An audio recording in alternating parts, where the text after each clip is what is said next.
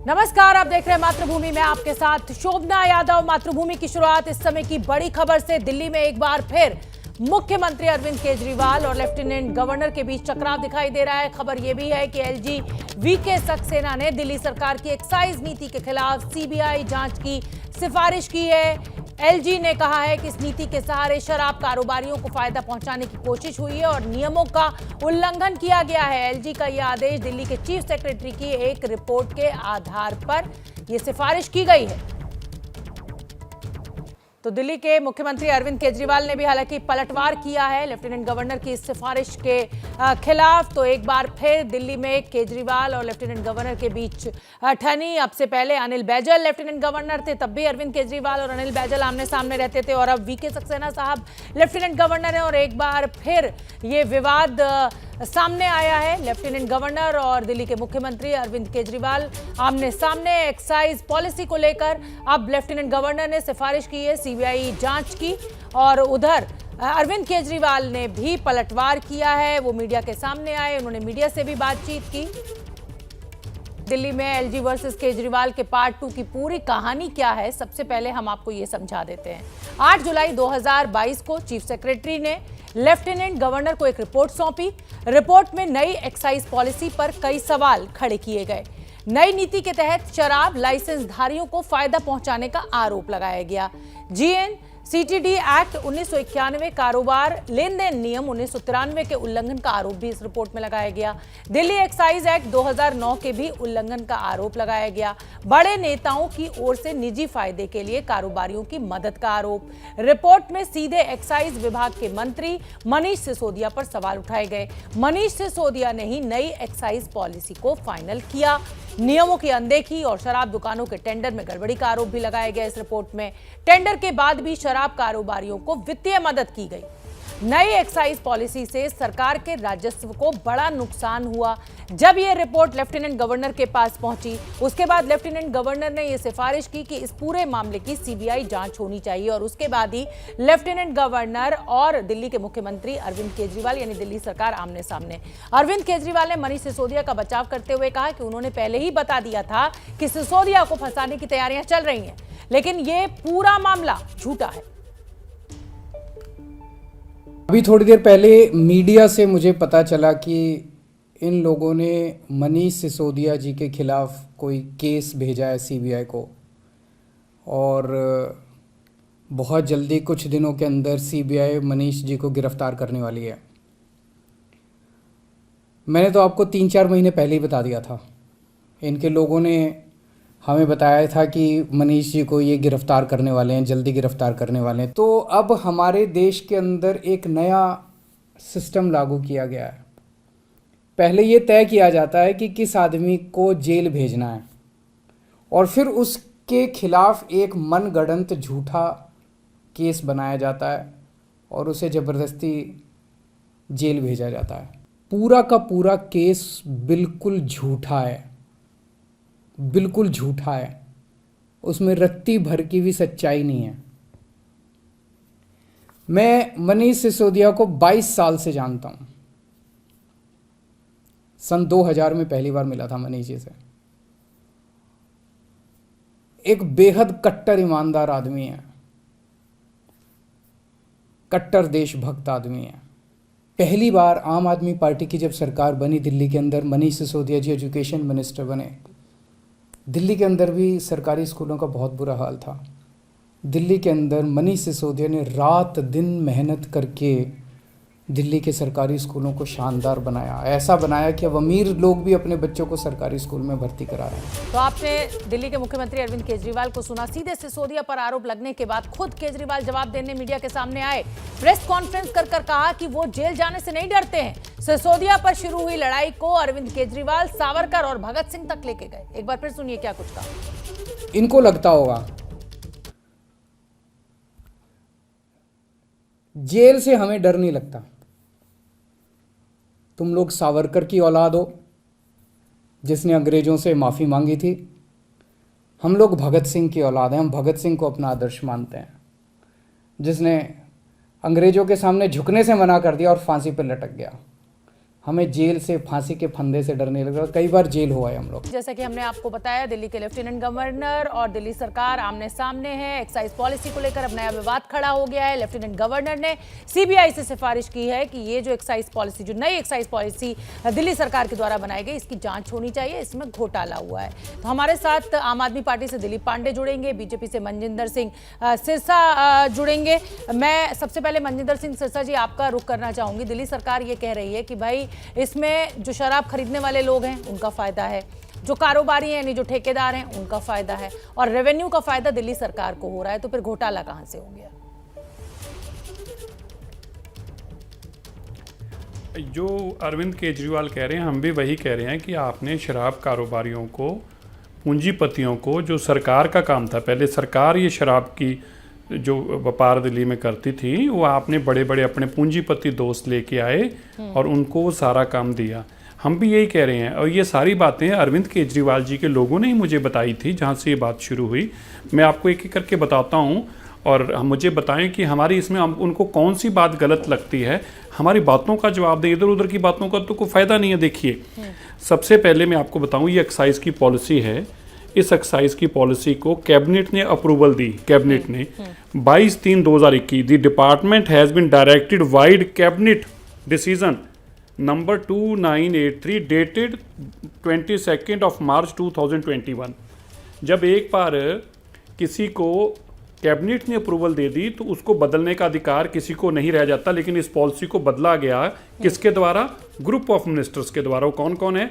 मनीष सिसोदिया जी, सत्येंद्र जैन जी और कैलाश गहलोत जी। और क्या किया? The group of ministers wide minute dated 5th of April 2021 recommend and approve additional clarifications modifications in the report of group of ministers. तो उन्होंने इस policy के अंदर फेल बदल किया कैबिनेट की अप्रूवल के बाद। तो ऐसा ये क्यों किया गया? जो अरविंद केजरीवाल जी के बड़े बड़े पूंजीपति दोस्त हैं, बहुत बड़े बड़े कारोबारी व्यापारी हैं, जिनको फ़ायदा देने के लिए दिल्ली के शराब के ठेके प्राइवेट लोगों को बेचे गए, उन लोगों के लिए किया गया। अब दूसरी बात, इस पॉलिसी के अंदर, मैं तो उन्हीं की पॉलिसी की बात कर रहा हूँ, इस पॉलिसी के अंदर अगर आप पेज नंबर 11 पे आएंगे तो इसमें लिखा है कि जो बिचौलिए हैं उनको 12% कमीशन दी जाएगी। तो बिचौलिए कौन है? Profit margin for L1 is 12%।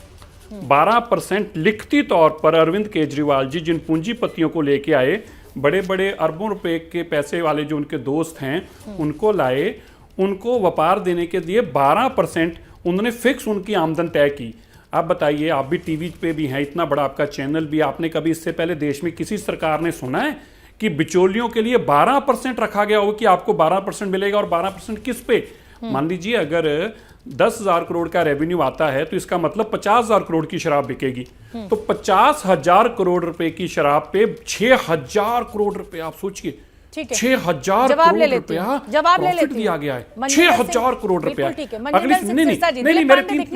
मेरी सबमिशन सुन लीजिए। अच्छा, ठीक है, 1 मिनट लगेगा, मैं आपकी, ठीक है, पूरी कीजिए बात। पॉइंट और है, अब उनको जवाब देना आसान हो जाएगा। उसके बाद उस पॉलिसी में लिखा है कि आप किसी को भी, आप ना, जो होलसेलर है वो रिटेल का काम नहीं कर सकता, जो रिटेल वाला है वो फैक्ट्री नहीं चला सकता। सो 3 लोग हैं, मैन्युफैक्चरर, होलसेलर, रिटेलर। इनमें से कोई भी आदमी 2 काम नहीं कर सकता, सब अलग अलग रहेंगे। लेकिन यहाँ क्या किया गया, ये बड़ी पंजाब बॉटलर्स प्राइवेट लिमिटेड, इसकी 6 ब्रांड रजिस्टर्ड है, 6 फैक्ट्रियां हैं। इसको रिटेल का काम दिया गया, जोन नंबर 32 एयरपोर्ट का, और इसी आदमी को होलसेल का काम दिया गया KSJM के नाम से। इसी तरह दूसरा है, ये एडी ब्रॉन्सन एक कंपनी है जिसकी 5 फैक्ट्रियां हैं।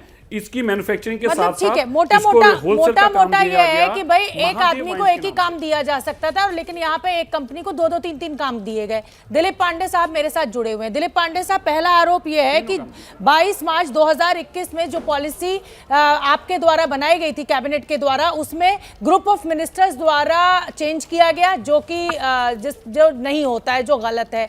दूसरा आरोप और तीसरा आरोप आपने सुन लिया है। मैं चाहती हूँ आप हमारे दर्शकों को जवाब दे दें, क्योंकि बीजेपी आपसे सवाल पूछ रही है और एलजी साहब ने भी सिफारिश कर दी है आपके खिलाफ सीबीआई जांच की।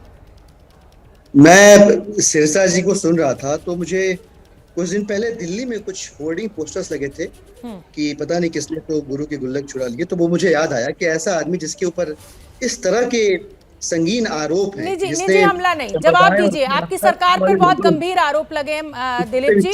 निजी हमला नहीं, आपकी सरकार पे आरोप लगे, उसका जवाब दीजिए प्लीज। हाँ नहीं, अच्छी बिल्कुल सही बात है, बिल्कुल सही बात है। हाँ। अब आप इनके आरोपों को ध्यान से पता नहीं पा रहे हैं। हम्म। इनके आरोप हास्यास्पद है, मजाकिया लगते हैं। मतलब कैबिनेट जनता की चुनी हुई सरकार है, जनता विधायक चुनती है, विधायक कैबिनेट चुनता है, और कैबिनेट जो है पॉलिसीज बनाती है, जनता के हक में नीतियां बनाती हैं, निर्धारण करने का अधिकार कैबिनेट को है।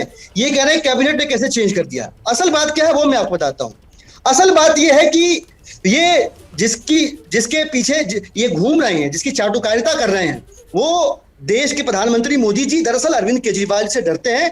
ये पूरा का पूरा आरोप जो है उस डर को व्यक्त करने के लिए है। पूरा देश जो है अपने जवाब नहीं दे पाएंगे। मैंने क्या कहा था, ये जवाब नहीं दे पाएंगे, ये अपनी चोरियों का जवाब नहीं दे पाएंगे, इसलिए मैंने आपको कहा था ये इधर उधर की बातें करेंगे लेकिन जवाब नहीं दे पाएंगे हमारे सवालों का, क्योंकि हमारे सवालों पे मुकदमा दर्ज हुआ है। दिलीप पांडे जी सुन लीजिए, सिरसा जी शांत हो जाइए।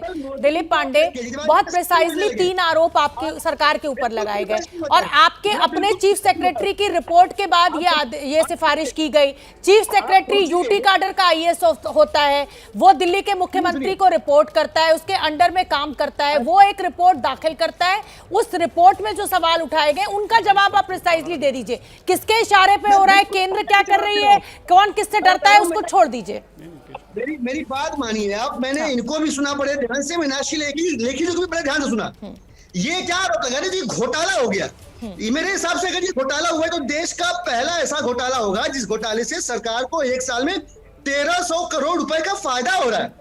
ठीक है। मतलब ये कैसा घोटाला है जहां सरकार का रेवेन्यू बढ़ रहा है और सिरसा जी नाराज क्यों है? मुझे लगता है एक ही बात से नाराज है कि कोई उनका जानने वाला रहा होगा, उसकी सेटिंग नहीं करवा पाए होंगे, उसके साथ घोटाला नहीं करवा पाए होंगे, इसलिए भड़के हुए हैं, नाराज है। वरना ऐसा कोई घोटाला नहीं होता जिसमें सरकार को फायदा होता हो। मैंने पूरी मीनाक्षी लेखी की प्रेस कॉन्फ्रेंस सुन ली और मैं यकीन से बता रहा हूँ ना आप समझ पाएंगे उसमें एक आरोप, न मैं समझ पाऊंगा। ठीक है दिलीप पांडे, प्रोसीजरल लैप्स, ये कागज में लिए हुए बैठी हुई हूँ, 1 मिनट, जिसपे सिफारिश की गई है। दिलीप पांडे, प्रोसीजरल लैप्स की बात की जा रही है। दिलीप पांडे, प्रोसीजरल लैप्स की बात की जा रही है। क्या ऐसा कोई प्रोसीजरल लैप्स है जिसका जवाब आज आप हमारे दर्शकों को बताना चाहें? केजरीवाल लगा है और देश को केजरीवाल से उम्मीद है। ये उम्मीद इन लोगों से बर्दाश्त नहीं हो रही। 4 महीना पहले अरविंद जी ने बताया था कि मनीष सिसोदिया को गिरफ्तार करने की साजिश करने वाले हैं। आज वही फलीभूत होता दिख रहा है। आप सोच के देखिए, जो व्यक्ति 6 बजे सवेरे उठ के सरकारी स्कूल के दौरे करता है, ये क्या भ्रष्टाचारी है? मेरा रिपोर्टर जुड़ा हुआ है, हमारा रिपोर्टर दिलीप पांडे, आऊंगी आपके पास। आप मेरे किसी भी सवाल का सीधा जवाब नहीं दे रहे हैं, ये शिकायत रहेगी मुझे आपसे। दीपक रावत का मैं रुख करना चाहूंगी, मेरे रिपोर्टर हैं और इस पूरे मामले पर नजर रखे हुए हैं।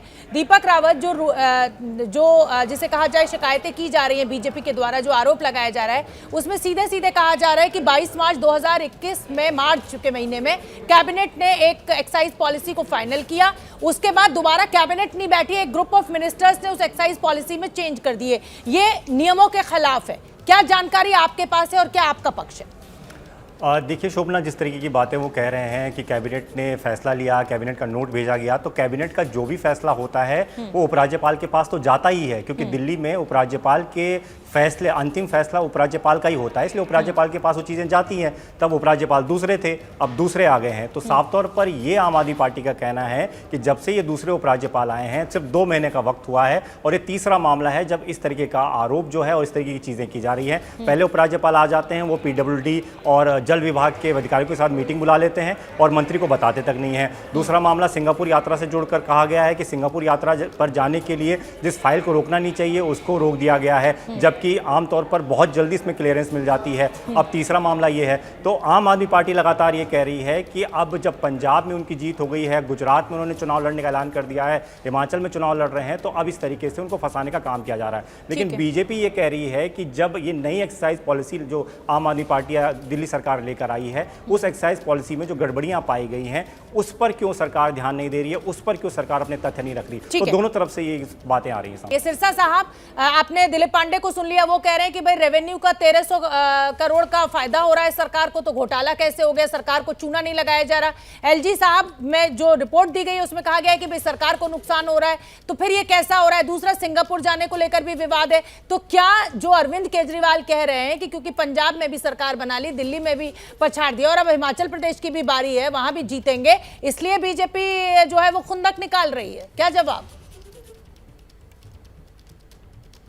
देखिए, जब भी वो हम सवाल करेंगे, सवाल का यादव जी वो जवाब नहीं देते कभी भी, वो इधर उधर बातें लेके। मैंने तो बड़ी स्पष्ट से बातें की, मैंने पॉलिसी के ऊपर कहा कि फ्रॉड कहाँ हुआ, गलत काम क्या किया, इन्होंने जवाब नहीं दिया। मैं अगली बात अब कहता हूँ, खाओ गली को 30 करोड़ रुपए वापस किया गया। 30 करोड़, 1 नहीं, 2 नहीं, 3 नहीं, 4 नहीं, 5 नहीं, 10 नहीं, 20 नहीं, 30 करोड़ रुपया खाओ गली को वापस दे दिया, जो कि उसका फॉरफिटेड अमाउंट था, उसको वापस नहीं मिल सकता था। 140 करोड़ रुपया, 144 करोड़ रुपया, जिससे दिल्ली के 14 लाख परिवारों को शिक्षा दी जा सकती थी, उनके घरों में पैसा भेजा जाता।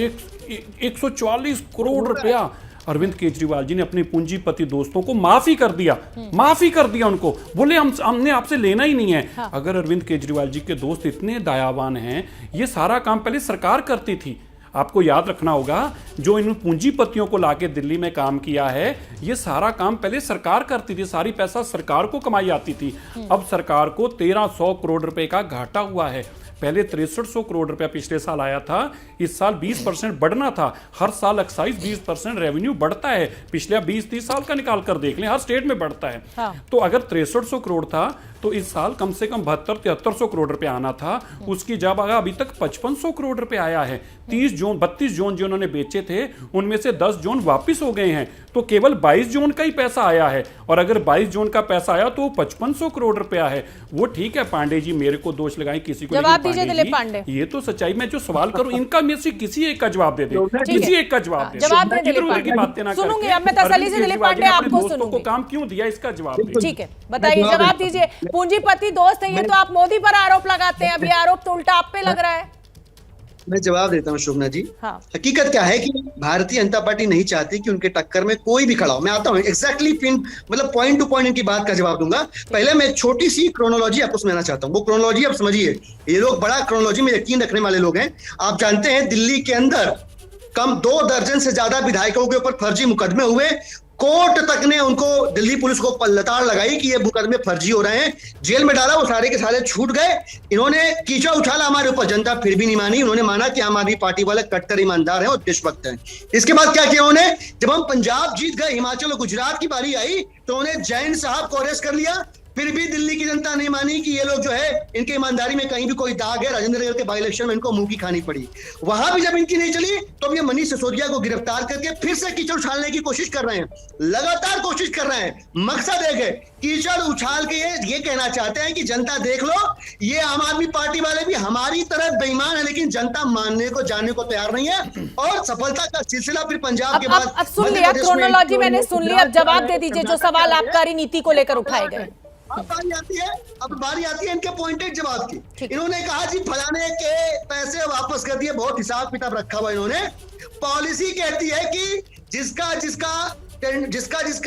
लाइसेंस मिल जाएगा उसका पैसा सरकार रखेगी, और जिसको नहीं मिलेगा उसको लौटा देगी। ठीक है, तो जिसको नहीं मिला उसका पैसा लौटा दिया, तो ये कह रहे हैं घोटाला है। इसीलिए मैं आपसे बार बार कह रहा हूं कि ये मन के लड्डू खा रहे तो फीके क्यों खा रहे। कुछ दिन पहले दिल्ली में उन्होंने होर्डिंग लगवाया था, 13,000 करोड़ रुपए ले लिए जी एमसीडी के।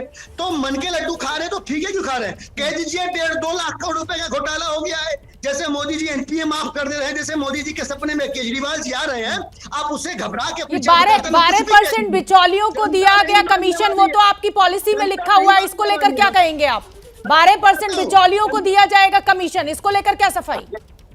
शोभना जी बेस, मैं भाई कह रहा हूं ना, जब कोई कहता कौवा कान लेके गया तो कौवे के पीछे नहीं भागते हैं, अपना कान देखते हैं। और दिल्ली की सरकार, हम सब इनको बताना चाहते हैं कि आप एक आदमी को जेल भेजो, 4 आदमी को जेल भेजो। अरे 12% कमीशन की बात कीजिए ना, मेरे पास वक्त कम है। दिलीप पांडे, 12% कमीशन, उसका जवाब दीजिए, उसका जवाब दीजिए। 12% कमीशन बिचौलियों को।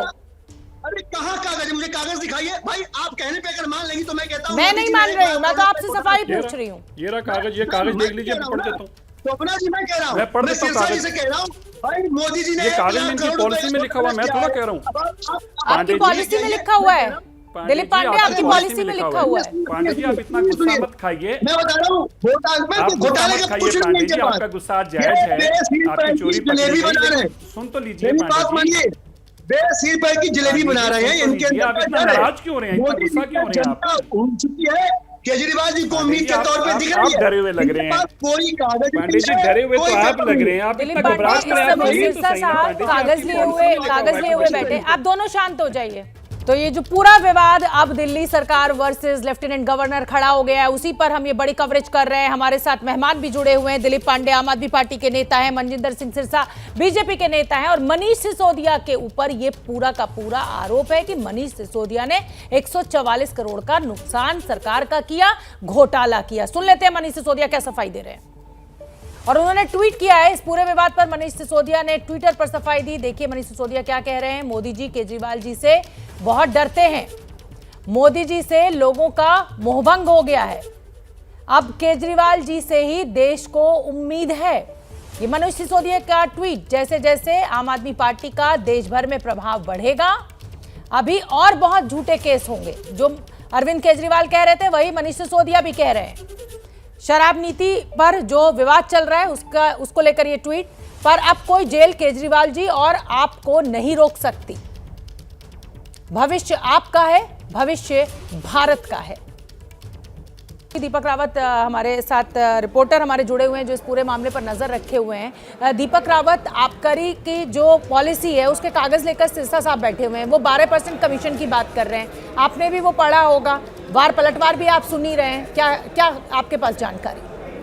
देखिए, जो आबकारी नीति लाई गई थी उसमें कई सारे तथ्य रखे गए थे। तब सरकार का यही कहना था कि पहले जो बिचौलिए होते थे या पहले की जो दुकानें होती थी उसमें इस तरीके से पैसा होता था कि उसमें से कई सारे जो चीज़ें हैं वो सरकार को बताई नहीं जाती थी या सरकार को पता ही नहीं चलता था। टैक्स जो है वो एक रकम जो तय की गई थी वो रकम पहुँच तो जाती थी, लेकिन बाकी रकम किस हिसाब से दी जा रही है उसका कोई पता ही नहीं होता था। लेकिन अब जो नई आबकारी नीति लेकर आए हैं उसमें एक एक चीज़ को नोट कर दिया गया है कि किसको कितना पैसा जाना है, किसको कितना पैसा नहीं जाना है, क्या टैक्स किस हिसाब से दिया जाना है। पहले मनमाने तरीके से दारू शराब की दुकानें जो हैं वो बाज़ारों में तय की गई थी और उनके रेट तय किए गए थे, लेकिन अब जो है वो रेट जो है ये ज़रूर कहा गया है कि शराब की दुकानें या शराब की दुकान के जो मालिक हैं वो तय करेंगे, लेकिन एक मार्केट रेट के हिसाब से ही तय किया जाएगा, उससे ज़्यादा कोई पैसा नहीं ले सकता है। तो अब यही वजह है कि सरकार ये कह रही है कि पिछले 4 महीने में करीबन 1300 करोड़ का फायदा हुआ है और उस फायदे को वो दिखाने को तैयार भी है और कल को सीबीआई इंक्वायरी के लिए वो उनके पास पहुंचती है। तो जिन तथ्यों की बात मैं अब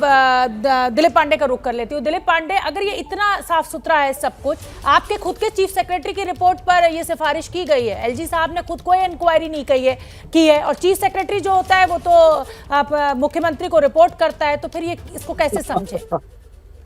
शोभना जी, हम और आप कोई भी इतना मासूम नहीं है कि चीफ सेक्रेटरी जो है कोई रिपोर्ट दाखिल कर रहा है तो किसके कहने पे क्या कर रहा है। हकीकत सच्चाई है, उसको हमको समझना पड़ेगा। मैंने आपको शुरू में बताया, इन्होंने एमएलए जेल में डाले, फिर भी जनता ने विश्वास नहीं किया इनके बेसिर पर के आरोपों पे। इन्होंने मंत्री जेल में डाले, फिर भी जनता विश्वास नहीं कर रही है और जनता आगे भी विश्वास नहीं करने वाली है। ये जो करने की कोशिश कर रहे हैं वो एक ही चीज करने की कोशिश कर रहे हैं कि भारतीय जनता पार्टी के सामने कोई और पार्टी खड़ी ना हो जाए। मतलब दिल्ली के बाद पंजाब, गुजरात, हिमाचल, मध्य प्रदेश, कर्नाटक, जहां जहां आम आदमी पार्टी जा रही है उसको सफलता हासिल हो रही है कम या ज्यादा तौर पे। ये इनसे पच नहीं रहा है। इन्होंने 75 सालों में देश का बंटाधार कर दिया। मतलब ऐसा, मतलब आप सीबीआई जांच के लिए तैयार हैं? आप सीबीआई जांच के लिए तैयार हैं? दूध का दूध, पानी का पानी हो जाएगा अगर आप इतने साफ सुथरे हैं तो? दिलीप पांडे, हाँ या ना में जवाब? बिल्कुल, हम तैयार हैं। मैं बता रहा हूँ आपको। बस यही सिरसा साहब, सिंह की औलाद, हम माफी की औलाद नहीं है हम लोग। देखिए सिरसा साहब, आम आदमी पार्टी तैयार है, करा लीजिए आप जांच। असल बात क्या है? असल बात ये है कि मोदी जी तो केजरीवाल जी दिक्कत क्या है? अभी अगर तैयार हैं तो देखिए, अगर ये तैयार हैं तो दिक्कत क्या, फिर इतना चिल्ला क्यों रहे हैं? तो अभी तो इंक्वायरी तो हो रही है, कौन सा किसी को बुलाया है? तो कागजों की आप देखिए कह रहे हैं कि लेकिन अकेली आम आदमी पार्टी नहीं है बीजेपी पे जो आरोप लगा रही है। तमाम जो विपक्षी पार्टियां हैं वो बीजेपी के ऊपर यही आरोप लगा रही है कि जहां जहां सरकार मजबूत हो रही है, वहां पर बीजेपी मुकदमे दर्ज कर रही है। बड़ी खबर इस समय की यह है कि अभिनेता सलमान खान को 2 महीने पहले मूसेवाला की तरह मारने की धमकी मिली थी। इस धमकी के बाद सलमान खान मुंबई के पुलिस कमिश्नर से मुलाकात करने पहुंचे थे और इस धमकी के बाद सलमान खान ने खुद के प्रोटेक्शन के लिए वेपन के लाइसेंस की अर्जी भी दी थी। और इसी संदर्भ में आज मुंबई पुलिस कमिश्नर विवेक फसालकर से सलमान खान ने एक बार फिर मुलाकात की है। तो मूसेवाला की हत्या के बाद सलमान खान को धमकी मिली थी, पुलिस कमिश्नर से वो मिलने पहुंचे थे, उनके पिता को भी धमकी मिली थी। सूरज ओझा ज्यादा जानकारी लिए हुए जुड़ रहे हैं। सूरज ओझा, क्या अर्जी कमिश्नर को दी गई है और वेपन अगर मुंबई पुलिस दे रही है तो क्या आधार, मतलब मैं समझना चाहूंगी इस खबर। जी बिल्कुल, देखिए जिस तरह से कुछ दिनों पहले ही सलमान खान के घर के बाहर जो बांद्रा में गैलेक्सी अपार्टमेंट है, वहाँ पर एक टेबल पर एक चिट्ठी मिली थी जिस पर लिखा हुआ था कि सलमान खान और उनके पिता सलीम खान का सिद्धू मूसेवाला कर दिया जाएगा। इस धमकी के बाद मुंबई पुलिस ने मामला दर्ज किया था अज्ञात शख्स के खिलाफ और जांच शुरू की थी। इसी मामले की जांच को आगे बढ़ाते हुए मुंबई पुलिस ने कई सारे पहलुओं की जाँच की।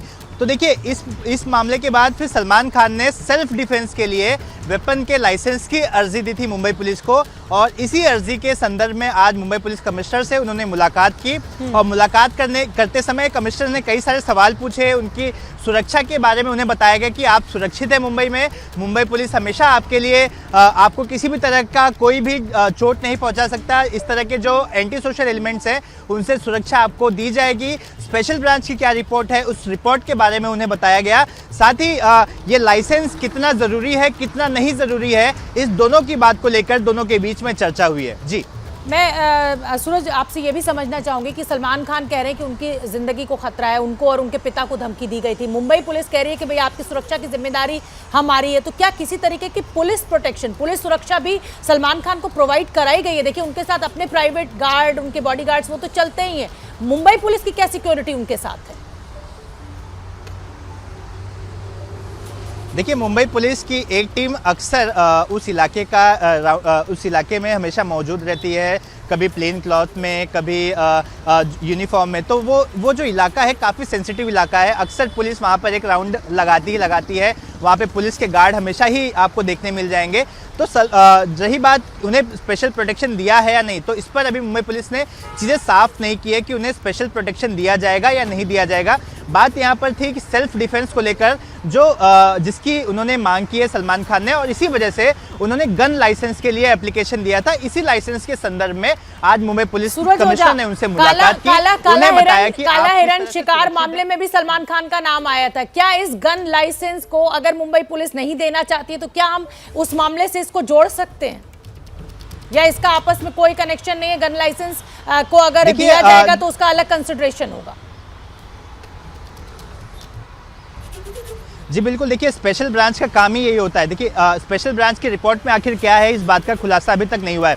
लेकिन जो स्पेशल ब्रांच की रिपोर्ट है वो भी रिपोर्ट की जानकारी विवेक फंसालकर ने सलमान खान को दी और साथ ही सलमान खान से जानने की कोशिश की कि उनको क्या लगता है कि उनको कितना थ्रेट है। देखिए अगर किसी शख्स के खिलाफ कई मामले दर्ज होते हैं या कुछ होता है तो ऐसे में उसे गन का लाइसेंस मिलने में काफ़ी दिक्कतें होती है। तो तमाम टेक्निकल चीज़ों को लेकर दोनों के बीच में डिस्कशंस हुए हैं। अभी गन का लाइसेंस उन्हें दिया जाएगा या नहीं दिया जाएगा इस पर पिक्चर साफ नहीं है। लेकिन जो आज की मीटिंग का संदर्भ था वो यही था कि सलमान खान ने ये बताया था कि उनकी जान को जिस तरह से खतरा है, जिस तरह से उन्हें थ्रेट्स आ रहे हैं, इसी चीज़ को लेकर उन्होंने एप्लीकेशन किया है। और ये गन का लाइसेंस का प्रोसेस कहाँ तक बढ़ा है, आखिर और क्या क्या चीज़ों की ज़रूरत है, इन तमाम चीज़ों को लेकर सलमान खान और विवेक फंसालकर के बीच में चर्चा हुई। जी बहुत बहुत धन्यवाद सूरज ओझा इस पूरी जानकारी के लिए। तो ये तस्वीरें हम आपको दिखा रहे हैं, उस वक्त की तस्वीरें जब सलमान खान मुंबई पुलिस कमिश्नर से मुलाकात करने के लिए पहुंचे। इससे पहले भी वो अर्जी दे चुके हैं, गन लाइसेंस वो चाहते थे। सलमान खान मुंबई के पुलिस कमिश्नर से जिस समय मिलने पहुंचे वो तस्वीरें हमने आपको दिखाई। मुंबई के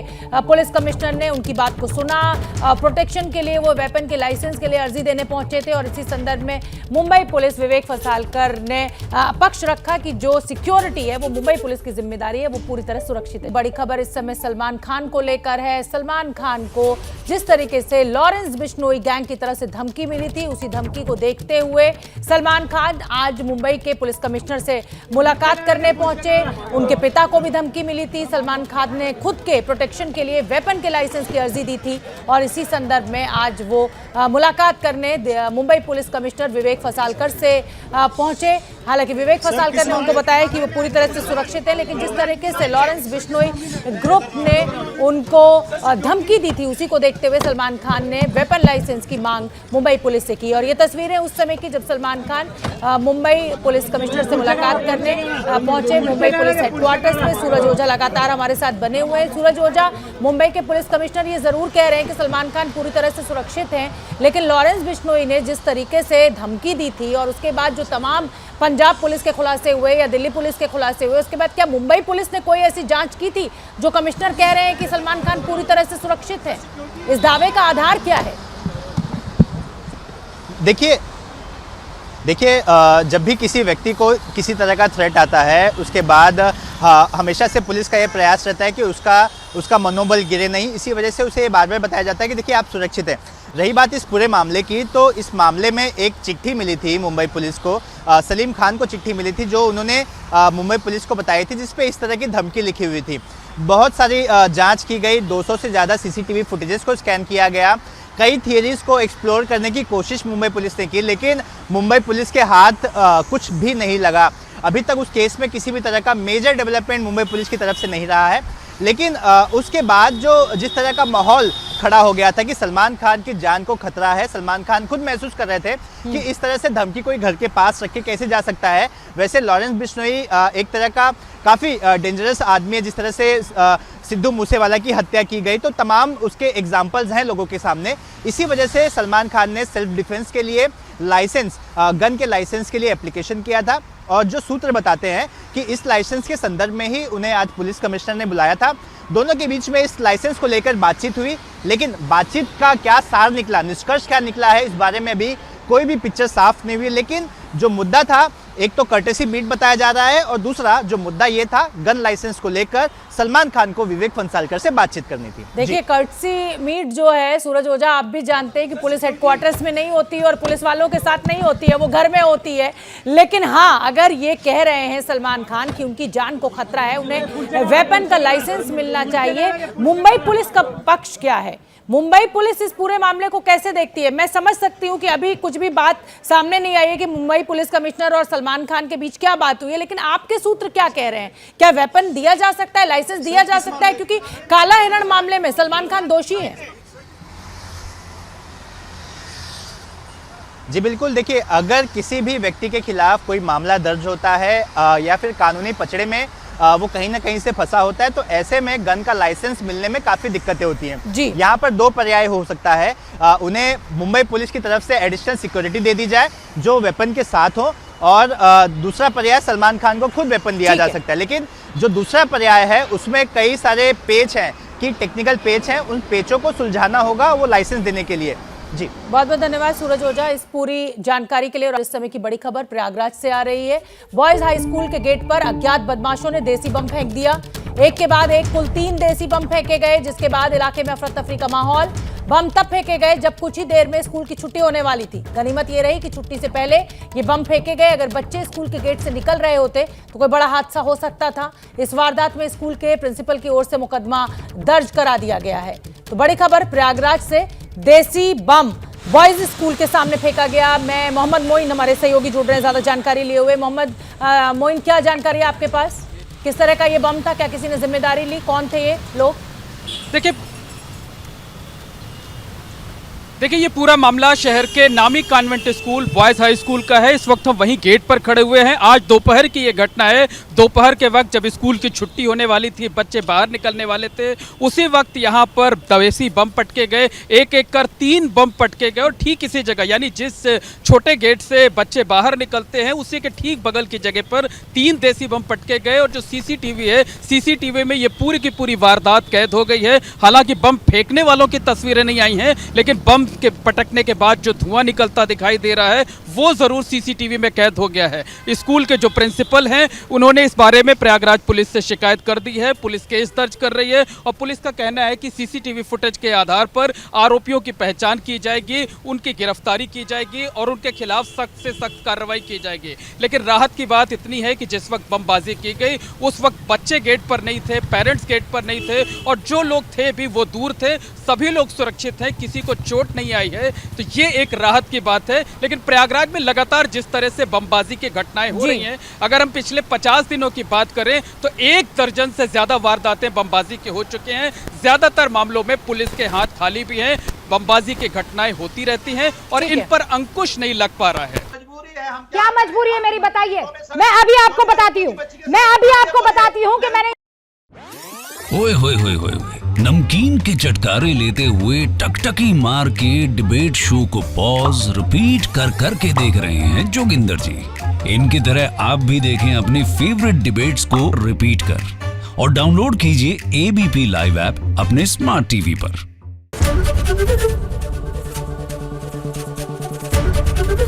एबीपी न्यूज आपको रखे आगे।